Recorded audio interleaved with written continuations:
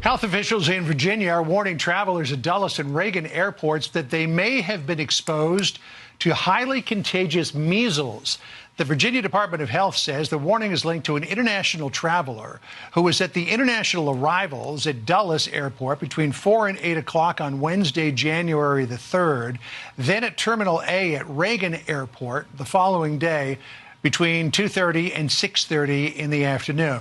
They added the virus can stay in the air as long as 2 hours after the presence of an infected person, and for those who step foot in the airports to watch for symptoms until January the 25th. Especially the disease X, it's attracting a lot of attention, and I hope you have seen in the social media. But it's not a new idea. The first time we used the terminology was in 2018. The discussions were in 2017. I was just new Director General. As you know, we annually list the emerging diseases. And MERS could be one, Zika, Ebola, those we know. But then we said, there are things that are unknown that may happen. And anything happening is a matter of when, not if. So we need to have a placeholder for that, for the disease we don't know that may come. And that was when we gave the name Disease X. So Disease X is a placeholder for unknown disease.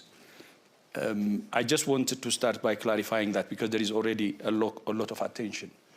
If I may, although COVID came immediately, we were preparing for COVID-like disease.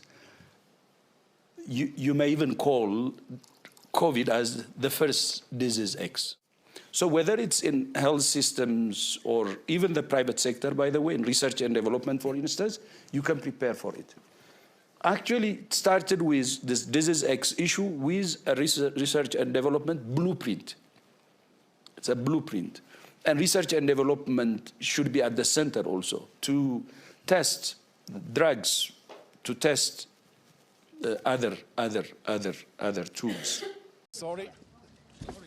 Don't push me. Dr. Tedros, this is your chance to apologise to the world for your role during COVID. Would you like to take it?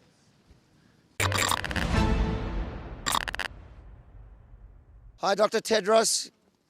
Can I ask you, Dr. Tedros, how are you doing? Do you think you did well in COVID, and if you're going to do as well in Disease X?